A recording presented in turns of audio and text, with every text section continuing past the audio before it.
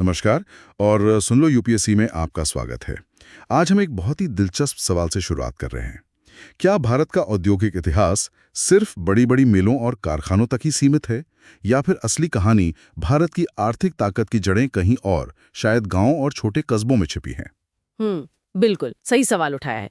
अक्सर जब हम इंडस्ट्रियल हिस्ट्री की बात करते हैं तो ध्यान बड़ी फैक्ट्रियों पर चला जाता है, लेकिन आज हम भारत की अर्थव्यवस्था की उस रीढ़ की हड्डी को समझने की कोशिश करेंगे जिसे अक्सर उतना महत्व नहीं मिलता। हाँ, यानी छोटे पैमाने के उद्योग और हमारे पारंपरिक शिल्प, crafts industries and small scale production. Exactly और ये चर्चा आधारित है आईग्नू के ग्रामीण अर्थव्यवस्था पाठ्यक्रम की यूनिट 16 पर। यूनिट का नाम फिर से दोहरा दूं, unit 16, crafts industries and small scale production. और इसके लेखक हैं प्रोफेसर तीर्थंकर रॉय, जो लंदन स्कूल ऑफ इकोनॉमिक्स से हैं। एक काफी जाना माना नाम है इकोनॉमिक हिस्ट्री के फील्ड में। हाँ बिल्कुल। और ये यूनिट यूपीएससी एस्पिरेंट्स के लिए सिर्फ इकोनॉमिक हिस्ट्री के लिहाज से ही नहीं, बल्कि post independence economy, labour issues, industrialisation, इन सब को समझने के लिए एक फाउंडेशनल टेक्स्ट की तरह है। अच्छा, तो श्रोताओं को क्या उम्मीद करनी चाहिए इस गहरी चर्चा से? देखिए, हम सतही जानकारी से आगे बढ़ेंगे। जो आम धारणा है, जैसे कि डी इंडस्ट्रियलाइजेशन ने सब कुछ तबाह कर दिया, उसको चैलेंज करेंगे। हम एक ज्यादा न्यूआंस्ड, एक डिटेल्ड एनालिसिस पेश करेंगे। कोशिश करेंगे कि श्रोता ऐतिहासिक प्रक्रियाओं की गहरी समझ विकसित कर सकें। और ये भी कि कैसे उन प्रक्रियाओं का असर श्रम पर, पूंजी पर, समाज पर पड़ा, और हाँ, आज के भारतीय अर्थव्यवस्था से इसका क्या ताल्लुक है। सही। तो चलिए शुरू करते हैं सेक्शन 16.1 से, जो पूछता है कि हमें लघु स्तरीय उद्योगों पर ध्यान क्यों देना चाहिए। हाँ, ये एक अच्छा स्टार्टिंग पॉइंट है। क्यों जरूरी है छोटे उद्योग? छोटे उद्योगों का दबदबा रहा है, मतलब ओवरवेलमिंग मेजॉरिटी लोगों की रोजी रोटी इन्हीं से चलती थी। अच्छा, मतलब आंकड़े न भी हों तो भी ये कह सकते हैं कि भारी बहुमत छोटे उद्योगों में था। हाँ बिल्कुल। लेकिन होता क्या है कि ज्यादातर अध्ययन, ज्यादातर चर्चा आधुनिक उद्योग या बड़े पैमाने के उद्योग पर ही केंद्रित रहती है। एक तरह का बायस है पढ़ने पढ़ाने में। ये तो है। बड़ी मिलें, बड़ी फैक्ट्रियां ज्यादा ध्यान खींचती हैं। जबकि असल में जमीनी हकीकत ये थी कि छोटे पैमाने का उत्पादन अर्थव्यवस्था का एक बहुत बड़ा, शायद सबसे बड़ा हिस्सा था। ठीक है, तो अब आते हैं सेक्शन 16.2 पर, जो इन दोनों तरह के उद्योगों में फर्क और समानताएं बताता है। पहले फर्क देख लेते हैं। हाँ, तो देखिए, मोटे तौर पर बड़े पैमाने के उद्योग मतलब वो जिनमें भारी मशीनरी का इस्तेमाल होता था, स्टीम पावर का इस्तेमाल होता था, बड़ी बड़ी फैक्ट्रियां होती थी और उन पर सरकारी नियमन जैसे फैक्ट्री एक्ट लागू होते थे। इनका इतिहास तुलनात्मक रूप से नया है। ओके, और छोटे पैमाने के उद्योग? इनमें आमतौर पर मशीनरी का इस्तेमाल या तो नहीं होता था या बहुत कम होता था। काम घरों में होता था या छोटी छोटी वर्कशॉप्स में। ये ज्यादातर अनरेगुलेटेड थे और इनका इतिहास बहुत पुराना है। इन्हें हम पारंपरिक उद्योग या हस्तशिल्प भी कह सकते हैं। उदाहरण के तौर पर? जैसे हथकरघा बुनाई, चमड़े का काम, धातु का काम, लकड़ी का काम, मिट्टी के बर्तन, खनिज आधारित छोटे मोटे काम, ये सब। तो मुख्य अंतर तकनीक, संगठन का स्वरूप, नियमन और उनकी उम्र या उत्पत्ति में है। हाँ बिल्कुल। तकनीक, ऑर्गेनाइजेशन, रेगुलेशन और विंटेज, ये मुख्य अंतर है। और क्या इनमें कोई क्षेत्रीय अंतर भी था? मतलब ये उद्योग कहाँ ज्यादा केंद्रित थे? हाँ, ये भी एक महत्वपूर्ण पॉइंट है। बड़े उद्योग ज्यादातर बॉम्बे प्रेसिडेंसी और बंगाल में केंद्रित थे, जबकि छोटे उद्योग ज्यादातर संयुक्त प्रांत, United province, Punjab, Madras presidency में फैले हुए थे। अंदाजा है कि 1950 के आसपास इन इलाकों में लगभग आधा औद्योगिक रोजगार इन्हीं छोटे उद्योगों में था। अच्छा, तो ये रीजनल इकोनॉमिक डेवलपमेंट के पैटर्न से भी जुड़ा हुआ है। एग्जैक्टली। जहां बड़े उद्योग लगे वहां का विकास अलग तरह से हुआ, और जहां छोटे उद्योगों का बोलबाला रहा वहां की कहानी अलग है। ये तो हुए अंतर। क्या इनमें कुछ समानताएं भी थी? सेक्शन 16.2 समानताओं की भी बात करता है। हाँ, समानताएं भी थीं, खासकर उनके स्ट्रक्चर में। सबसे महत्वपूर्ण समानता ये थी कि कपड़ा उद्योग, टेक्सटाइल्स, दोनों ही क्षेत्रों में सबसे बड़ा था। मतलब लार्ज स्केल में भी और स्मॉल स्केल में भी। हाँ, कुल मिला के देखें तो हर 4 औद्योगिक कामगारों में से एक कपड़ा उद्योग में लगा था। कपड़ा उद्योग, ये याद रखना जरूरी है। ओके, कपड़े के बाद? कपड़े के बाद खाद्य प्रसंस्करण, फूड प्रोसेसिंग, फिर धातु, मेटल्स, लकड़ी के उत्पाद, वुड प्रोडक्ट्स, और खाल और चमड़ा, हाइड्स एंड लेदर। ये क्रम था। तो इससे क्या निष्कर्ष निकलता है? निष्कर्ष ये है कि दोनों ही तरह के उद्योग या तो प्राकृतिक संसाधनों पर बहुत ज्यादा निर्भर थे, जैसे कपास, धातु, खनिज, पशु उत्पाद, या फिर उनमें श्रम बहुत ज्यादा लगता था, मतलब रिसोर्स इंटेंसिव या लेबर इंटेंसिव थे। एक और दिलचस्प बात इसी सेक्शन में है इनके आपसी रिश्ते की। आपने शुरू में इकोसिस्टम वाली बात कही थी। हाँ, ये समझना बहुत जरूरी है कि ये दो अलग थलग दुनिया नहीं थी। लार्ज स्केल और स्मॉल स्केल इंडस्ट्रीज के बीच काफी इंटरेक्शन था। कैसे? कई तरह से। जैसे बड़े उद्योग अक्सर छोटे उद्योगों को कच्चा माल सप्लाई करते थे।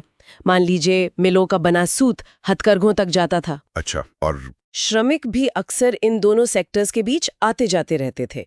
कभी मिल में काम किया, कभी वापस आकर अपनी छोटी वर्कशॉप में। हाँ, छोटे उद्योगों के कारीगर और उद्यमी बड़े उद्योगों से नई स्किल्स, नए आइडियाज भी सीख सकते थे। हाँ, ये तो होता होगा, एक्सपोजर मिलता होगा। और एक और चीज, छोटे उद्योग अक्सर बड़े उद्योगों से पुरानी सेकंड हैंड मशीनरी भी खरीद लेते थे। अरे वाह, तो ये तो काफी गहरा रिश्ता था। आपकी वो इकोसिस्टम वाली उपमा बिल्कुल फिट बैठती है। ये अलग दुनिया नहीं थी, बल्कि एक ही आर्थिक पारिस्थितिकी तंत्र का हिस्सा थे। बिल्कुल। ये समझना उनके विकास और बदलाव को समझने के लिए बहुत जरूरी है। चलिए, अब इस पारिस्थितिकी तंत्र के इतिहास पर चलते हैं। सेक्शन 16.3 जो हमें 17वीं सदी से लेकर 20वीं सदी के मध्य तक ले जाता है। पहला हिस्सा है 16.3.1, 17वीं और 18वीं शताब्दी। हाँ, ये वो दौर था जब भारत, कहना चाहिए कि हस्तशिल्प और छोटे उद्योगों में दुनिया का सरताज था, खासकर कपड़ों में। कितना बड़ा था ये डोमिनेंस? अनुमान है कि 1750 के आसपास दुनिया के कुल औद्योगिक उत्पादन का लगभग 1/4 भारत से आता था। वाओ, ये बहुत बड़ी बात है। 1/4? और ये सिर्फ कपड़ों की वजह से था? कपड़ों का हिस्सा सबसे बड़ा था, लेकिन दूसरे हस्तशिल्प भी थे। निर्यात बहुत महत्वपूर्ण था, खासकर यूरोप के लिए। लेकिन प्रोफेसर रॉय का तर्क है कि शायद निर्यात से भी ज्यादा महत्वपूर्ण भारत के भीतर होने वाला व्यापार था। इंटरनल मार्केट बहुत बड़ा था। अच्छा, इसके कुछ आंकड़े हैं? अनुमान है कि निर्यात लगभग 50 मिलियन गज कपड़े का होता था, जबकि भारत के अंदर कुल उत्पादन शायद 1800 से 2000 मिलियन गज के बीच था। अरे, तो निर्यात तो कुल उत्पादन का बहुत छोटा हिस्सा हुआ। हाँ, इससे पता चलता है कि घरेलू बाजार कितना विशाल था। लेकिन एक दिक्कत यह है कि हमारे पास ज्यादातर जानकारी यूरोपीय व्यापारिक कंपनियों के आर्काइव्स से आती है। तो उससे समुद्र पार वाले व्यापार का तो पता चलता है। हाँ, लेकिन जो स्थानीय व्यापार था, जो जमीन के रास्ते होता था, उसके बारे में जानकारी उतनी अच्छी नहीं है। कौन से इलाके थे जो निर्यात के लिए जाने जाते थे? अलग अलग इलाके अलग अलग नेटवर्क से जुड़े थे। जैसे पंजाब का व्यापार मध्य एशिया से जुड़ा था, गुजरात का लाल सागर और फारस की खाड़ी के देशों से। कोरोमंडल तट का व्यापार दक्षिण पूर्व एशिया से होता था, और बंगाल का व्यापार ऊपरी भारत और शायद आगे तक भी। ठीक है, और इन चीजों का उत्पादन कैसे होता था? मतलब प्रोडक्शन मेथड्स क्या थे? 2 मुख्य तरीके थे। एक तो घरेलू इकाई, जहां पूरा परिवार मिलकर काम करता था। इसमें महिलाएं और बच्चे कताई जैसे सहायक कामों में मदद करते थे। और दूसरा था कार्यशाला या वर्कशॉप आधारित उत्पादन, जहां एक मास्टर कारीगर कुछ प्रशिक्षुओं अप्रेंटिस के साथ काम करता था। ये ज्यादातर शहरों में होता था, खासकर उत्तरी गंगा के मैदानी इलाकों के शहरों में। और जब यूरोपीय कंपनियां आईं, तो क्या इस व्यवस्था पर कोई असर पड़ा? हाँ, असर तो पड़ा। यूरोपीय कंपनियों के आने से अनुबंध, कॉन्ट्रैक्ट्स मजबूत हुए, बिचौलियों की भूमिका बढ़ गई। लेकिन साथ ही क्वालिटी कंट्रोल और समय पर सप्लाई को लेकर समस्याएं भी आईं। उस दौर में थोड़ी अराजकता थी, जबरदस्ती की शिकायतें भी थीं। कल्पना कर सकते हैं हम, एक बुनकर है जो ईस्ट इंडिया कंपनी के एजेंट के साथ डील कर रहा है। दबाव तो रहता होगा। बिल्कुल, सत्ता का समीकरण बदल रहा था और उसका असर व्यापार और उत्पादन पर दिखना लाजमी था। तो ये थी 17वीं 18वीं सदी की कहानी। अब आते हैं उस दौर पर जिसकी बहुत चर्चा होती है, प्रारंभिक 19वीं शताब्दी और डी इंडस्ट्रियलाइजेशन का सवाल। सेक्शन 16.3.2। हाँ, ये एक बहुत ही कंट्रोवर्शियल और डिबेटेड टॉपिक है। 19वीं सदी की शुरुआत में भारतीय हस्तशिल्प, खासकर कपड़ा उद्योग, एक संकट के दौर से गुजरा। इसके कारण क्या थे? कई कारण थे। एक तो यूरोपीय बाजारों में भारतीय माल का निर्यात कम हो गया। दूसरे, भारत में जो पुराने शासक वर्ग थे, राजे रजवाड़े, उनकी मांग कम हो गई क्योंकि अंग्रेजों ने उनकी शक्ति छीन ली थी। कुछ लोग ये भी मानते हैं कि अंग्रेजों की कठोर राजस्व नीतियां, खासकर रैयतवाड़ी इलाकों में जिम्मेदार थीं। लेकिन सबसे बड़ा कारण? शायद सबसे महत्वपूर्ण कारण था इंग्लैंड की मिलों में बनी मशीन निर्मित सूत और कपड़े का भारत में आयात, जो 1820 के दशक से तेज हुआ। और इसका असर क्या हुआ? असर ये हुआ कि इन आयातित चीजों की कीमतें बहुत कम थीं, भारतीय हाथ से बने माल के मुकाबले बहुत सस्ती। अगले 75 सालों में कीमतें 3 से 4 गुना तक गिर गईं। 3 से 4 गुना? जाहिर है भारतीय कारीगरों के लिए मुकाबला करना नामुमकिन हो गया होगा। हाँ, बिल्कुल। और यहीं से डी इंडस्ट्रियलाइजेशन या वे औद्योगिकीकरण की अवधारणा आती है। इसका मतलब क्या है? आमतौर पे इसका मतलब ये समझा जाता है कि इस प्रतिस्पर्धा की वजह से भारत के औद्योगिक श्रमिक, जैसे बुनकर, कताई करने वाले, बेरोजगार हो गए और उन्हें मजबूरी में खेती या दूसरे कम आय वाले कामों की तरफ जाना पड़ा। तो क्या ये सच है? क्या वाकई में बड़े पैमाने पर डी-इंडस्ट्रियलाइजेशन हुआ? देखिए, औद्योगिक गिरावट हुई, ये तो निर्विवाद है, इसमें कोई शक नहीं। बिल्कुल। लेकिन उसका प्रभाव कितना गहरा था, उसकी समय सीमा क्या थी और उसका महत्व कितना था, इन सब पर सवाल है, बहस है। मतलब सीधा सीधा प्रमाण नहीं है? डायरेक्ट एविडेंस की कमी है। जो भी है वो अनुमानों पर आधारित है, जैसे अमिय कुमार बागची या टॉमी के अनुमान हैं, जो दिखाते हैं कि 19वीं सदी में औद्योगिक रोजगार में गिरावट आई, खासकर कताई, स्पिनिंग में। अनुमान है कि कताई में लगभग 4 से 5 मिलियन नौकरियां खत्म हुई। 4 से 5 मिलियन। ये तो बहुत बड़ा आंकड़ा है। हाँ, बहुत बड़ा। लेकिन फिर क्षेत्रीय इतिहासकार हैं, जैसे स्पेकर, गुहा, हार्नेटी, उनके अध्ययन ये बताते हैं कि ये गिरावट शायद क्रमिक थी, कोई अचानक आई प्रलय नहीं। और 19वीं सदी की तीसरी तिमाही यानी 1850 के बाद से कुछ सकारात्मक ताकतें भी काम करने लगी थी। अच्छा, और क्या न्यूआंसेस में? एक और महत्वपूर्ण बात है आय हानि बनाम नौकरी हानि का फर्क। वो कैसे? देखिए, कताई का काम ज्यादातर महिलाएं करती थीं, घर के काम के साथ साथ, या खेतीहर मजदूर करते थे अतिरिक्त आय के लिए, तो उनकी अपॉर्चुनिटी कॉस्ट कम थी। इसलिए हो सकता है कि नौकरियां भले ही लाखों में गई हों, लेकिन वास्तविक आय की हानि शायद उतनी ज्यादा न रही हो जितनी नौकरी के आंकड़े दिखाते हैं। ये एक दिलचस्प पॉइंट है। और मॉरिस डी मॉरिस का तर्क क्या था? मॉरिस का तर्क था कि सस्ता कपड़ा आने से आम लोगों के लिए कपड़े की कुल मांग बढ़ गई, और जो सस्ता मशीन का बना सूत आया, उससे उन हथकरघा बुनकरों को फायदा हुआ जो बुनाई में टिके रहे, क्योंकि उन्हें कच्चा माल सस्ता मिलने लगा। तो मतलब इसकी कुछ पॉजिटिव पहलू भी हो सकते हैं? हाँ, मॉरिस का यही कहना था। तो निष्कर्ष क्या है? नौकरियां गईं, ये पक्का है। कताई लगभग खत्म हो गई, लेकिन ये कब हुआ, कैसे हुआ, कितनी आय की हानि हुई और लोगों के कल्याण, वेलफेयर पर इसका कुल प्रभाव क्या पड़ा? क्या पता शायद सस्ता कपड़ा मिलने से कुछ लोगों को शुद्ध लाभ भी हुआ हो। ये सब बहस के मुद्दे हैं। तो कहानी सीधी नहीं है। क्या ये सिर्फ विनाश था या एक जटिल परिवर्तन, कॉम्प्लेक्स ट्रांजिशन? ये सवाल यूपीएससी के उत्तर लेखन के लिए बहुत महत्वपूर्ण है, जहां एक बैलेंस पर्सपेक्टिव देना होता है। बिल्कुल, सिर्फ एक पक्ष दिखाना काफी नहीं होगा, आपको बहस के दोनों पहलू पता होने चाहिए। ठीक है, तो 19वीं सदी की शुरुआत में संकट आया, बहस हुई। अब आगे बढ़ते हैं 19वीं सदी के उत्तरार्ध में। सेक्शन 16.3.3, क्या इसे री इंडस्ट्रियलाइजेशन कह सकते हैं? हाँ, ये एक और दिलचस्प मोड़ है कहानी में। लगभग 1870 से लेकर पहले विश्व युद्ध 1914 तक ऐसा देखा गया कि हस्तशिल्प का एक महत्वपूर्ण हिस्सा न सिर्फ बचा रहा, बल्कि असल में उसमें वृद्धि भी हुई। अरे, गिरावट के बाद वृद्धि, ऐसा क्यों हुआ? हैंडलूम्स कैसे टिके रहे? वो इसलिए टिके रहे क्योंकि कुछ खास तरह के कपड़ों के मामले में हथकरघा मशीनों से बेहतर था, या यूं कहें कि मिलें उन क्षेत्रों में प्रतिस्पर्धा नहीं करना चाहती थीं। जैसे बहुत मोटे या बहुत महीन सूत से बने कपड़े, या ऐसे कपड़े जिनमें करघे पर ही जटिल डिजाइन बुने जाते हों, जैसे साड़ियों के बॉर्डर, या फिर गैर सूती धागों जैसे रेशम, ऊन से बने कपड़े। अच्छा, तो ये नीश मार्केट्स थे। हाँ, कह सकते हैं। मिले या तो इन चीजों को बनाना नहीं चाहती थीं क्योंकि ये ज्यादा लेबर इंटेंसिव था, या फिर वो इन्हें उतनी कुशलता से संभाल नहीं सकती थी। जैसे आप सोचिए, कोई खास टूल है जो एक स्पेसिफिक काम करता है, और दूसरी तरफ मास प्रोडक्शन की मशीनें हैं। समझ गया। तो ये तो हुआ कि वो बच्चे क्यों रहे, पर आपने कहा कि उनमें विस्तार भी हुआ। विस्तार क्यों हुआ?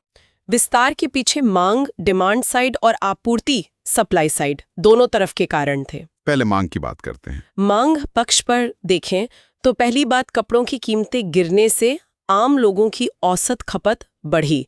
लोग पहले से ज्यादा कपड़े इस्तेमाल करने लगे।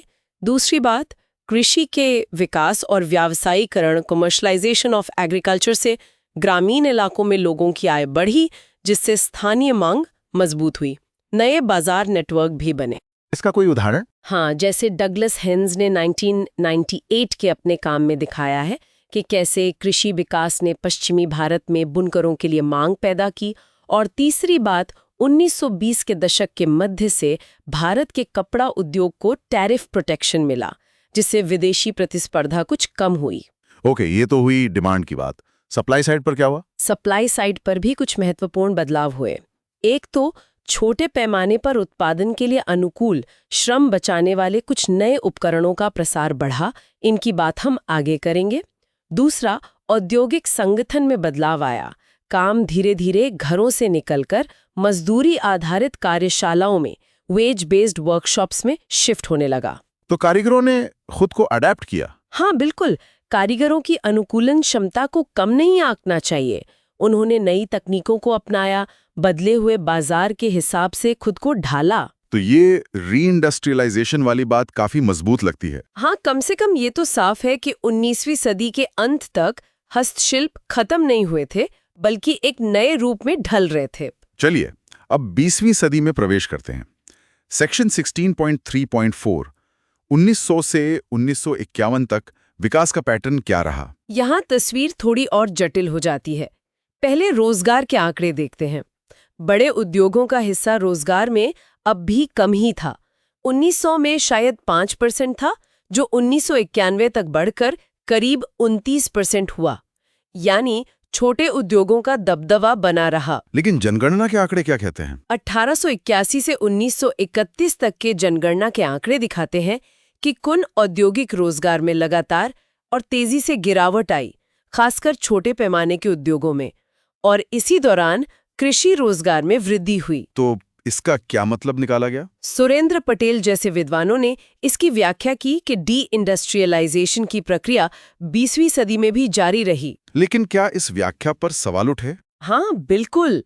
डैनियल थॉनर और जे कृष्णमूर्ति ने इन आंकड़ों की आलोचना की। उन्होंने कहा कि ये आंकड़े भ्रामक हो सकते हैं, खासकर महिलाओं के रोजगार के मामले में। महिलाओं के रोजगार में क्या खास बात थी? जनगणना के आंकड़ों में महिलाओं के औद्योगिक रोजगार में भारी गिरावट दिखती है। थॉनर कृष्णमूर्ति का कहना था कि अगर आप महिलाओं को इन आंकड़ों से बाहर निकाल दें तो पुरुषों की व्यावसायिक संरचना, ऑक्यूपेशनल स्ट्रक्चर काफी स्थिर दिखती है। लेकिन महिलाओं को बाहर निकालना कोई सही नहीं होगा। बिल्कुल नहीं। और लेखक भी यही कहते हैं कि महिलाओं को बाहर रखना स्वीकार्य नहीं है।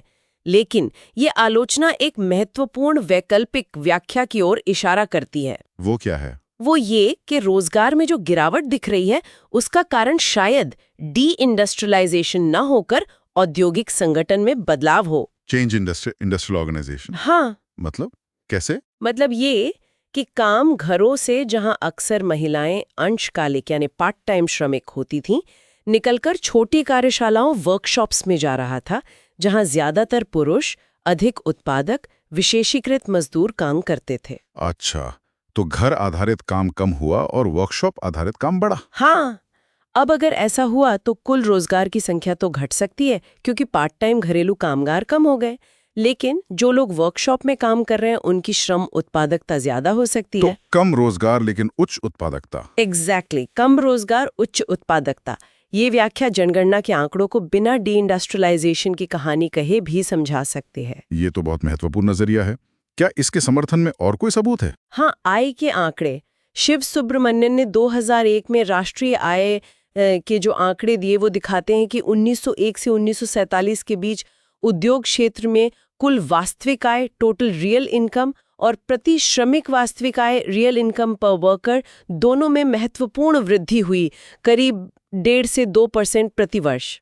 अरे, तो आय बढ़ रही थी। हाँ, और शायद छोटे पैमाने के उद्योग में आय वृद्धि बड़े पैमाने के उद्योग से तेज थी। ये तो पूरी कहानी पलट देता है। बिल्कुल। और कुछ खास उद्योगों जैसे हथकरघा, वस्त्र, चमड़ा बनाने और धातु के काम में भी उत्पादकता वृद्धि के प्रमाण मिलते हैं।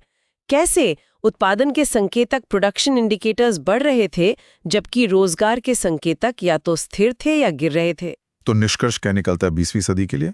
निष्कर्ष ये है कि हमें 20वीं सदी के हस्तशिल्प के लिए दो चीजों को एक साथ समझना होगा: कम या नकारात्मक रोजगार वृद्धि और उत्पादकता में वृद्धि। सिर्फ गिरावट की कहानी कहना अपर्याप्त है। तो ये जो पारंपरिक डी इंडस्ट्रियलाइजेशन की थियरी है, वो इस पूरी तस्वीर को नहीं समझा पाती। सही कहा।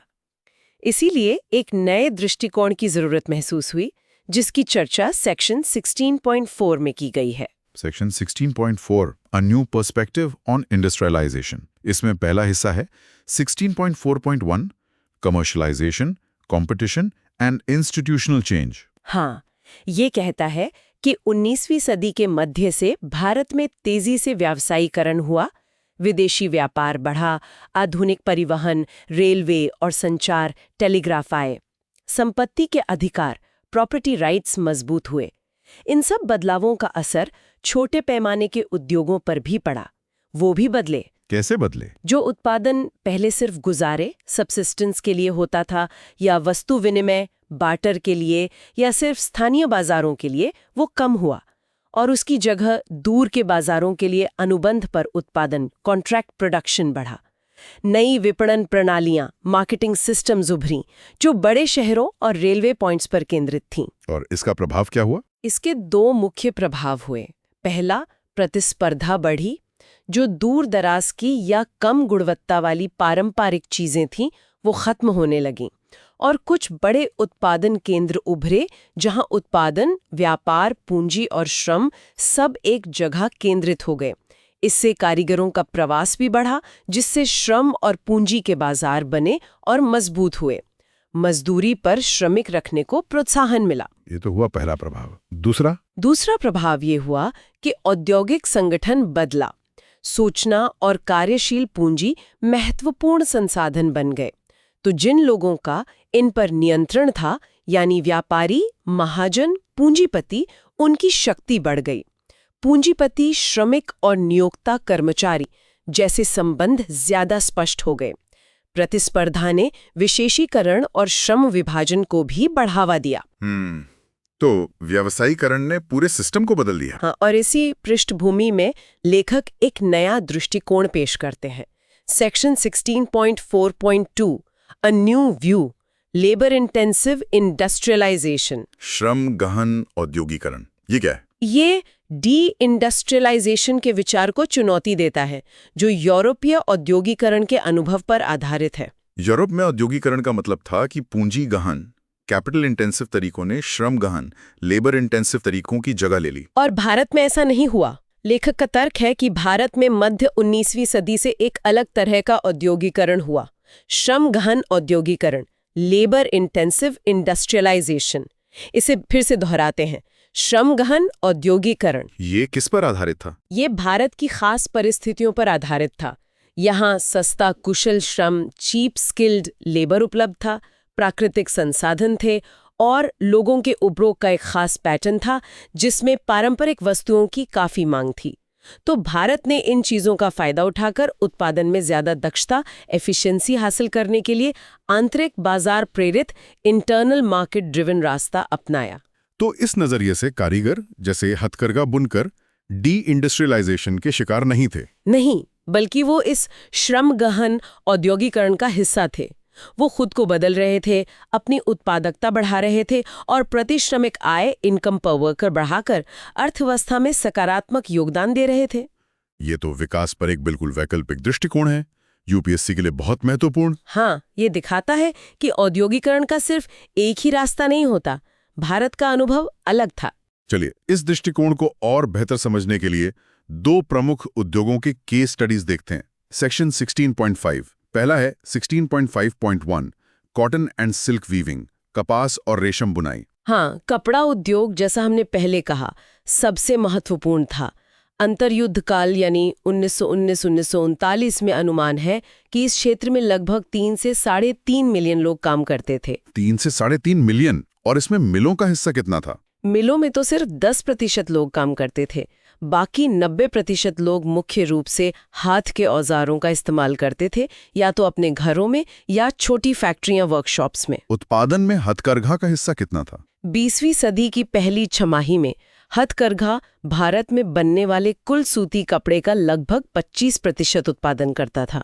ये दिलचस्प है कि 1890 से 1930 के दशक के बीच हथकरघा की बाजार हिस्सेदारी मार्केट शेयर लगभग स्थिर रही, जबकि कुल उत्पादन बढ़ा और आयातित कपड़े की जगह देशी कपड़े ने ली, इंपोर्ट सब्स्टिट्यूशन। मतलब हथकरघा ने अपना हिस्सा बनाए रखा जबकि कुल बाजार बढ़ रहा था। हाँ, और रेशम और अन्य रेशों के मामले में तो हथकरघा का दबदबा और भी ज्यादा था। मूल्य के हिसाब से देखें तो शायद 50% हिस्सा हथकरघा का था। और उत्पादकता का क्या? आंकड़े बताते हैं कि करघों की संख्या तो लगभग स्थिर रही, करीब 2 मिलियन, लेकिन उत्पादन बढ़ा। इसका मतलब है कि प्रति करघा उत्पादकता और क्षमता यूटिलाइजेशन बढ़ी। मजदूरी के बारे में क्या जानकारी है? क्या बुनकरों की हालत खराब हो रही थी? कुशल और अकुशल बुनकरों की मजदूरी में काफी अंतर था, लेकिन ऐसा कोई संकेत नहीं मिलता कि मजदूरी लगातार गिर रही थी, बल्कि राष्ट्रीय आय के आंकड़े धीमी वृद्धि का संकेत देते हैं। ठीक है, अब मांग पर आते हैं। हथकरघा किन चीजों में मिलों से मुकाबला कर रहा था और किन में बचा रहा? देखिए, कुछ श्रेणियों में जैसे मोटे और मध्यम दर्जे के सूती कपड़े या छपे हुए और ब्लीच किए हुए कपड़ों में हथकरघा को मिलों से कड़ी प्रतिस्पर्धा का सामना करना पड़ा। लेकिन फिर वो टिका कैसे रहा? वो उन क्षेत्रों में टिका रहा जहां उसकी विशेषज्ञता थी, जैसे साड़ियों के बॉर्डर, बहुत मोटे या बहुत महीन सूत के कपड़े, जटिल डिजाइन वाले कपड़े या गैर सूती कपड़े। यहाँ मिलें या तो आ नहीं सकती थीं या आना नहीं चाहती थीं। और क्या इन खास चीजों की मांग बढ़ रही थी? हाँ, खपत बढ़ी।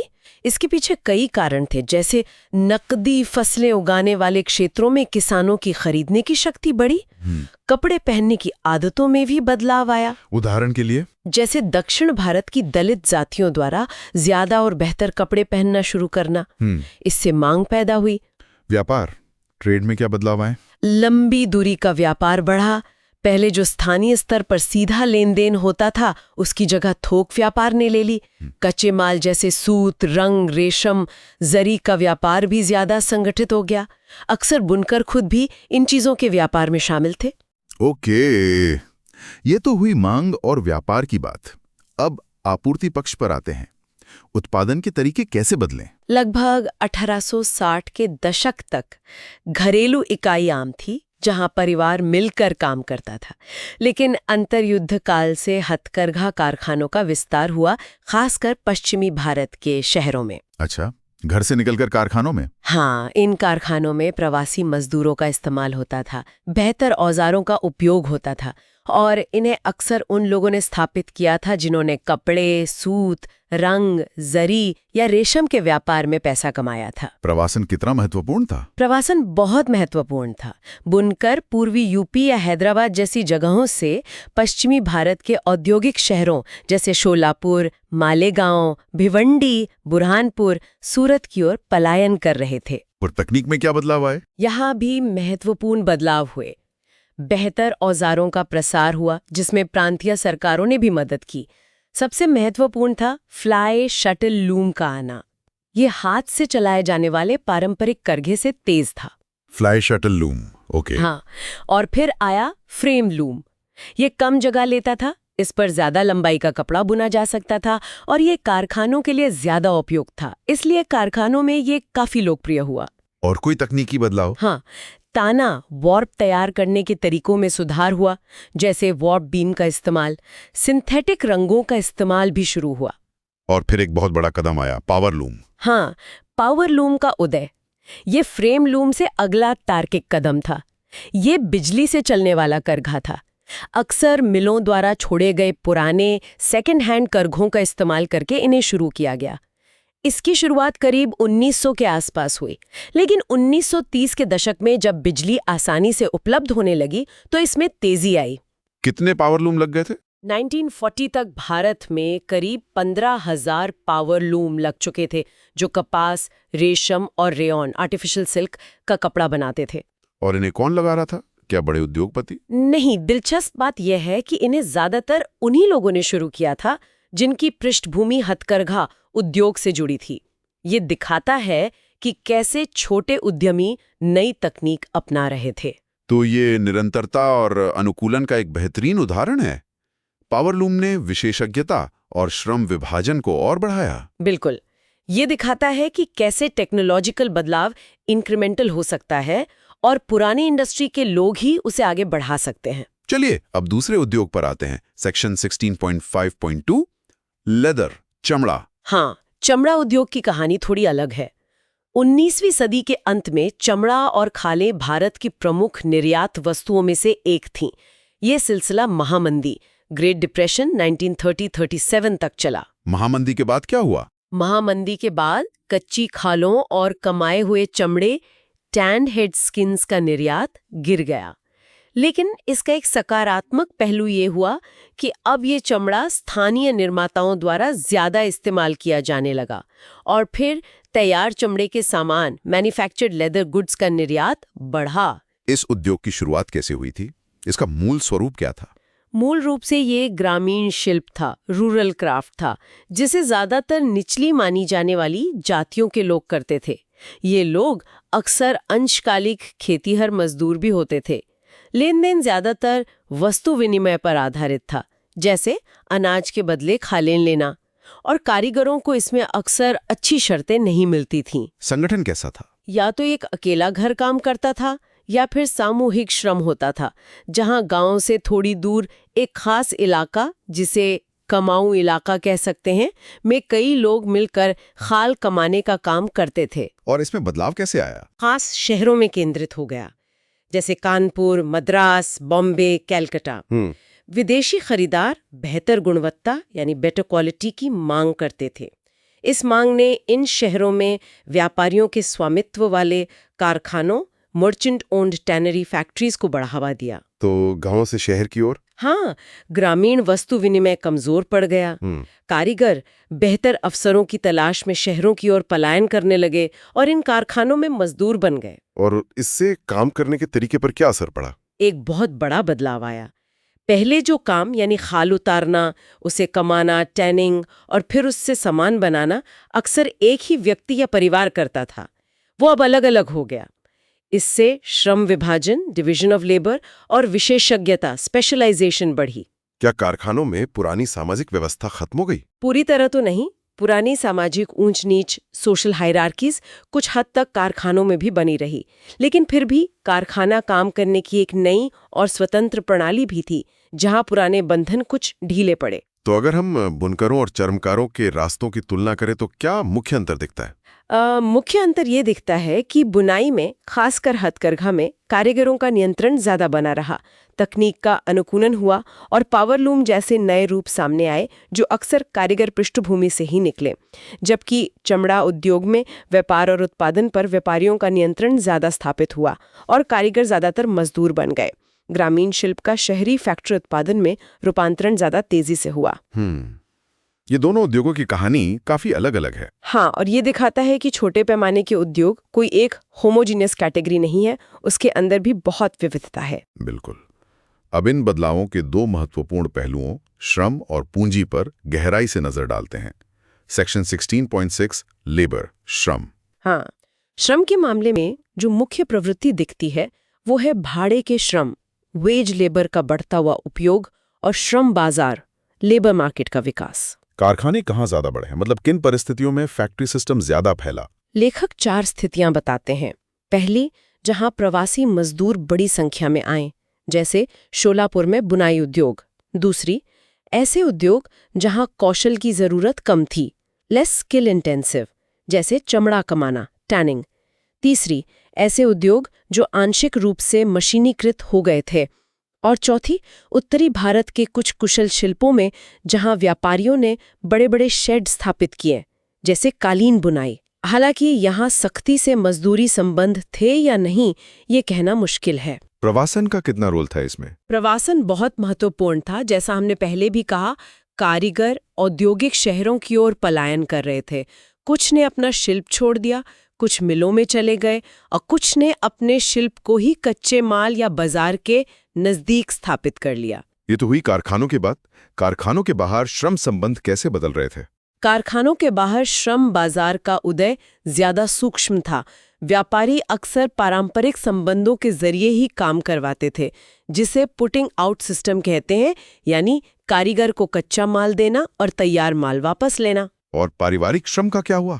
हिंदू कारीगरों में पारिवारिक श्रम, फैमिली लेबर अब भी महत्वपूर्ण था, जबकि मुस्लिम कारीगरों में, खासकर पश्चिमी यूपी के शहरों में, प्रशिक्षुता प्रणाली अप्रेंटिसशिप सिस्टम ज्यादा प्रचलित थी। लेकिन क्या ये पारंपरिक प्रणालियां मजबूत बनी रही? नहीं, लेखक का मानना है कि ये पारंपरिक प्रणालियां 20वीं सदी के उत्तरार्ध में कमजोर हुईं। इसका एक संकेत जनगणना के आंकड़ों में घरेलू उद्योग, हाउसहोल्ड इंडस्ट्री की गिरावट से भी मिलता है। और इसका निहितार्थ क्या है? इसका एक बड़ा नियतार्थ ये हो सकता है कि काम का स्वरूप बदल रहा था। बच्चों और महिलाओं के रोजगार के संबंध में जो एक तरह का अलिखित सामाजिक अनुबंध था, सोशल कॉन्ट्रैक्ट था, वो टूट रहा था और उसकी जगह एक अनरेगुलेटेड लेबर मार्केट ले रहा था।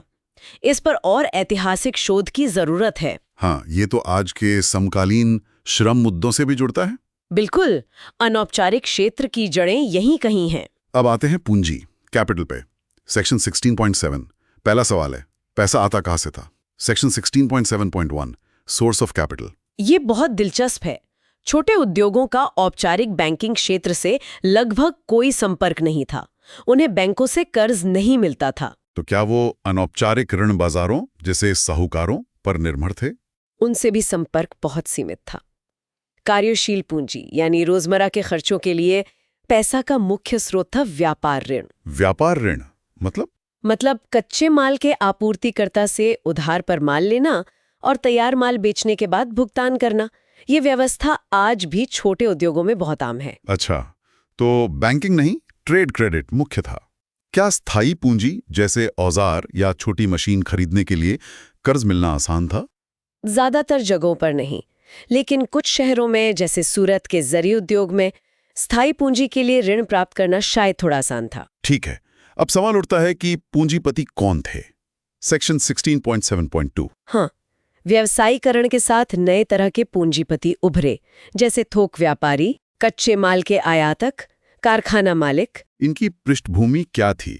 क्या ये पुराने कारीगर ही थे जो आगे बढ़े या कोई और? ये उद्योग पर निर्भर करता था। कुछ उद्योगों में जैसे हथकरघा बुनाई, जहां कौशल महत्वपूर्ण था, पूंजीपति अक्सर कारीगर समुदायों से ही आते थे। लेकिन दूसरे उद्योगों में जैसे चमड़ा कमाना, जहां व्यापार और बाजार की जानकारी ज्यादा जरूरी थी, पूंजीपति अक्सर पारंपरिक व्यापारी समुदायों से आते थे। तो कौन पूंजीपति बनेगा, ये किन बातों पर निर्भर करता था? तो लेखक 3 मुख्य कारक बताते हैं। पहला, कौशल का स्तर, लेवल ऑफ स्किल। जहां शिल्प कौशल बहुत महत्वपूर्ण था, वहां कारीगरों का व्यापार पर नियंत्रण ज्यादा था और उनके पूंजीपति बनने की संभावना ज्यादा थी। दूसरा, बाजार अभिविन्यास, मार्केट ओरिएंटेशन।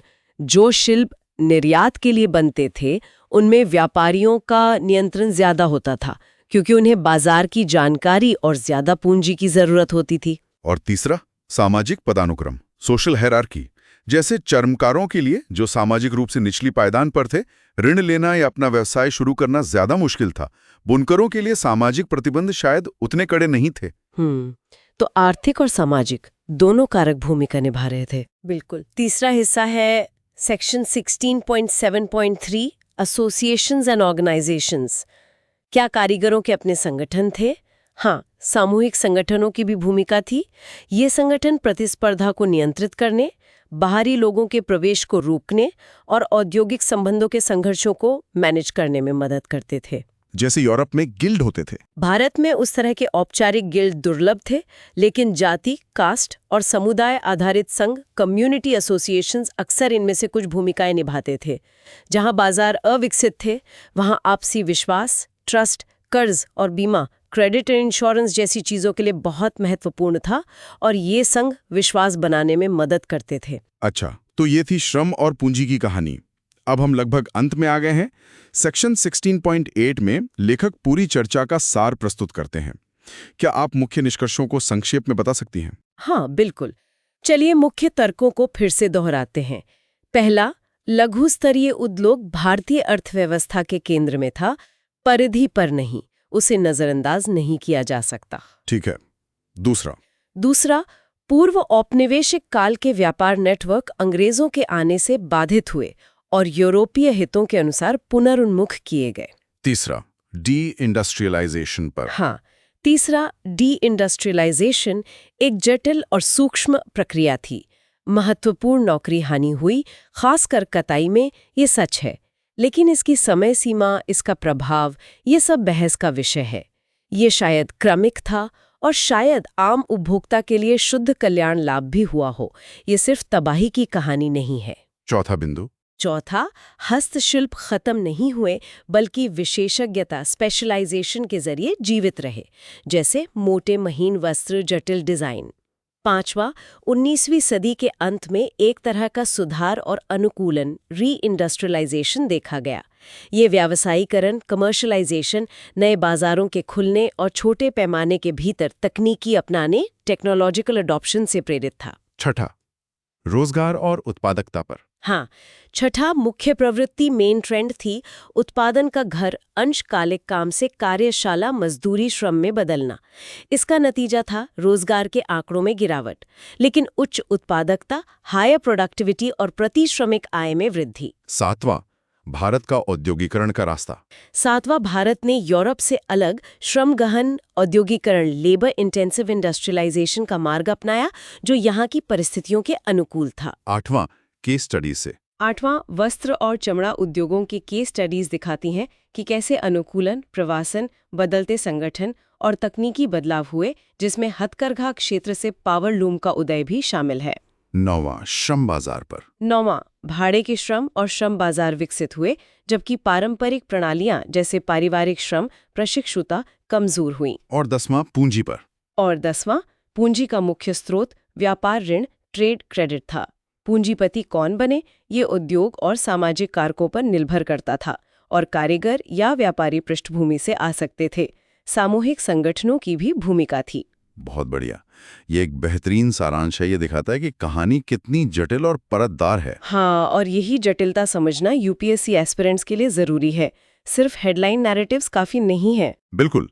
ये गहरी और सूक्ष्म समझ जो सतही बातों से आगे जाती है, यूपीएससी की तैयारी में बहुत काम आने वाली है। इससे न केवल इकोनॉमिक हिस्ट्री की समझ बेहतर होगी, बल्कि आज के इनफॉर्मल सेक्टर की जड़ें, लेबर की गतिशीलता, रीजनल इनइक्वालिटीज और आज़ादी के बाद की आर्थिक नीतियों के संदर्भ को समझने में भी मदद मिलेगी। हाँ, ये मेंस के उत्तर लिखने और निबंधों में एक बैलेंस्ड और इंसाइटफुल पर्सपेक्टिव देने में बेहद उपयोगी साबित होगा। इसीलिए हम श्रोताओं को प्रोत्साहित करेंगे कि इस चर्चा को, इन बारीकियों को समझने के लिए शायद एक बार और सुने, इसे बार बार सुने, ताकि ये कॉन्सेप्ट्स आपकी सोच का हिस्सा बन जाएं। बिल्कुल, डिटेल में जाना जरूरी है। और अगर आपको ये चर्चा उपयोगी लगी तो इसे लाइक जरूर करें, अपने साथी एस्पिरेंट्स के साथ इसे शेयर करें, ताकि वो भी इसका लाभ उठा सकें। आपके कोई सवाल हों, कोई विचार हों, या आप किसी खास नुक्ते पर और स्पष्टता चाहते हों, तो नीचे कमेंट सेक्शन में जरूर लिखें। हम कोशिश करेंगे जवाब देने की। हाँ, फीडबैक हमेशा वेलकम है। और हाँ, सबसे जरूरी बात, अगर आपने अभी तक सुन लो यूपीएससी यूट्यूब चैनल को सब्सक्राइब नहीं किया है तो जरूर कर लें और बेल आइकॉन दबा दें, ताकि आप हमारे अगले गहन विश्लेषण को मिस न करें। अगले विश्लेषण में फिर मुलाकात होगी। धन्यवाद।